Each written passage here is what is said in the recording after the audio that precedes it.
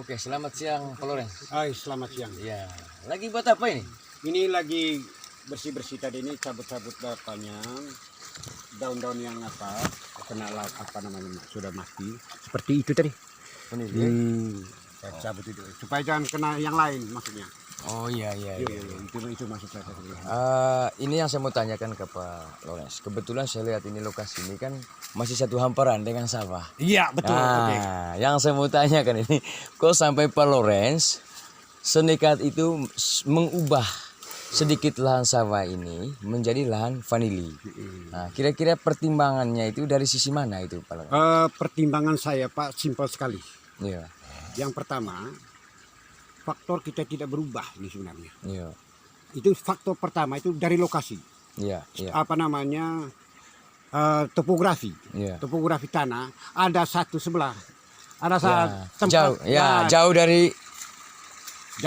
tempat yang satu. Ya. Lokasi yang satu jauh dari lokasi yang satu. Betul. Jadi menurut saya ketika seperti itu keadaannya, maka yang terjadi adalah waktu kita. Iya, keseriusan kita. Nah, sekarang umpamanya dari segi waktunya umpamanya. Iya. Kita jalan ke lokasi satu, waktunya berapa? Betul. Kita jalan ke lokasi satu, waktunya berapa? Betul. Nah, hitung saja. Iya. Hingga waktu kita untuk untuk fokus kepada sebuah tanaman apa ini, seperti khususnya vanili, khususnya vanili ini menurut saya sedikit. Iya. Beda kalau misalnya dia satu lokasi. Macam saya punya ini Pak. Ini sawah di ujung. Ujung. Di ujung kan ada bak ikan saya lihat toh. Ujung sana, ujung paling atasnya ada bak ikan. Bak ikan. Iya. Sehingga tengahnya sawah, pas ujungnya apalagi vanili. saya tanam vanili. Ubah ini dari sawah juga. Iya, dari sawah. Iya, betul. Oke, sekarang enaknya sudah begitu saya turun pagi. Ada 3 memang kegiatan.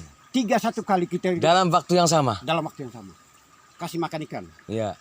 Lihat sawah. Lihat hama di padi. Ya.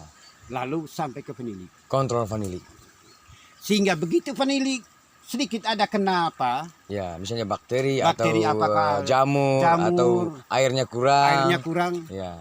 Sehingga mudah untuk kita talang memang itu. Ya, soal itu. Nah, soal itu. Ya, kita atur memang soal itu supaya selesai itu. Ya, atau sebaliknya mungkin di saat itu Pak Lorenz fokus di perhatikan vanili, begitu pulang tiba-tiba melihat padi itu sedikit ada hama. Maka langsung eksekusi memang. Ya, supaya dia tidak berkembang. Kenapa setiap menit? Betul. Jangan kenapa setiap hari. Detik, setiap hari kita sudah berada di situ. Ya, betul. Oke, sekarang dari sisi lain Pak Lorenz. Setelah Pak Lorenz melihat dari sisi bukan berarti kita mengabaikan sawah, bukan. Karena itu kan kewajiban. Ya, tetapi kita lihat bahwa kalau saya lihat ini kan Pak Lorenz, lokasinya ini kan sedikit sekali. Tetapi dari pengakuan dari Pak Lorenz bahwa kalau misalnya vanili ini sudah panen, itu setara dengan 20 kali lipat hasil padinya Pak Lorenz. Iya, betul. Kalau kita larikan ke beras toh? Iya. Ya, artinya kan dari sisi hitungan untung ruginya bahwa sengaja Pak Lorenz tidak hilangkan area sawah karena untuk persiapan makannya Pak Lorenz setiap saat. Di sisi lain vanili untuk menalangi kebutuhan yang lain. Ya. Jadi terima kasih ya ke Bapak Desa. Ya. Sebenarnya menurut saya itu dari memang awalnya memang kita hitung. Hitungnya apa? Jangka panjangnya. Iya. Jangka menengah, jangka pendek. Ya. Maka menurut saya ketika menjadi seorang petani harus startnya dari situ cara berpikir. Startnya itu dari situ. Karena apa? Iya. Kita tidak betah dalam jangka panjang itu karena apa? Jangka pendeknya tidak ada. Tidak, betul. Jangka pendek tidak menutup. Betul. Kenapa kita tidak betah di jangka panjang? Jangka menengah tidak menunjang. Nah, sekarang saya coba. Berarti Pak Lorenz sudah lakukan hal ini. Saya mau lakukan apa ini sebenarnya? Dasar dari pemikirannya Pak Lorenz sendiri dan sudah dilakukan. Betul. sebenarnya saya mau coba ini sudah sekarang ini. Iya. Artinya begini Pak Lawrence, berarti kesimpulannya, karena itu juga yang saya pantau. Kenapa hari ini saya datang wawancara Pak Lawrence? Karena menurut saya ini sebuah hal yang baru menurut saya. Nah, dengan harapan kita sebagai pemerintah bahwa semoga ke depan Pak Lawrence itu jadi motivator untuk generasi yang lain. Jangankan generasi, tetapi selevelnya Pak Lawrence. Ya, harus ada Pak Lawrence baru yang bisa berinovasi seperti Pak Lawrence. Oke Pak Lawrence, kembali lagi ke lokasi vanili.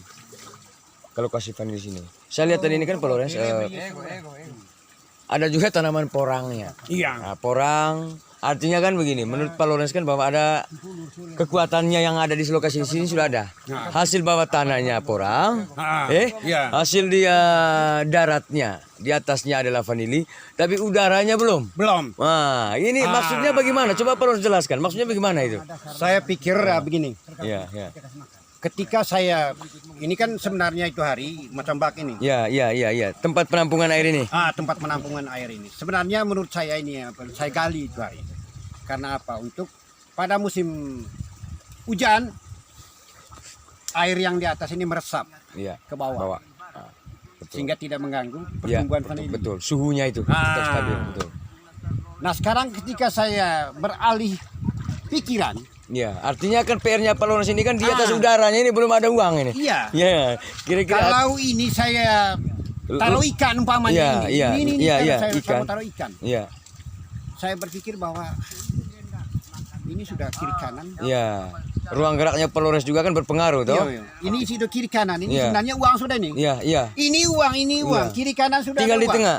Bawahnya sudah nanti saya kalau saya lari ke ikan misalnya. Lari ke ikan umpamanya saya pikir. Lalu atasnya tidak belum lengkap. Belum lengkap. Karena bawahnya sudah ada, berarti atasnya masih dipertanyakan. Itu yang saya mau tanyakan kepada teman-teman. Iya. Pak Robert contohnya.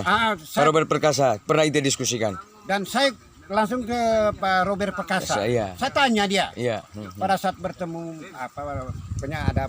Karena beliau juga ini kan kalau saya kita tokoh muda yang selalu giat untuk di bidang pertanian.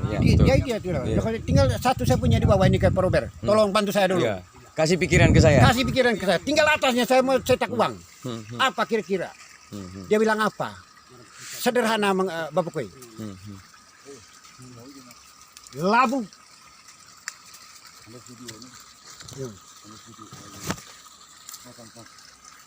Labu Bapak Koi. Labu. Nah, labu ini nanti itu bikin apa di atas ini saja. Bikin tenda di atas ini. Tanamnya di sini. Lalu pucuk labu ini diarahkan ke sana sehingga atasnya sudah ada uang. Tinggal itu petik jual kalau sudah berbuah.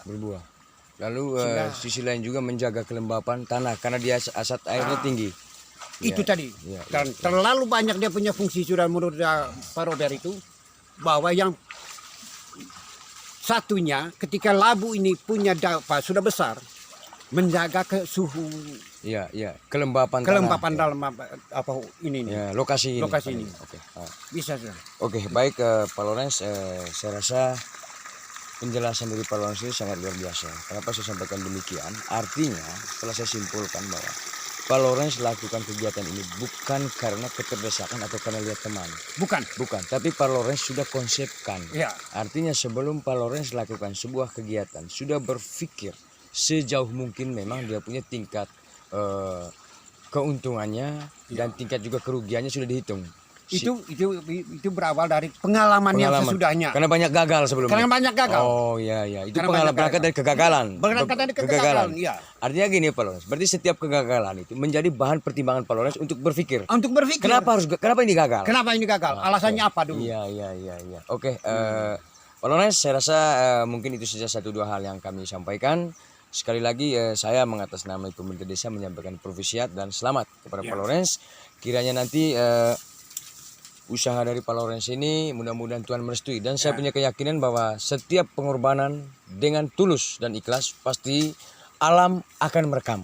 Oke, terima kasih dan selamat siang.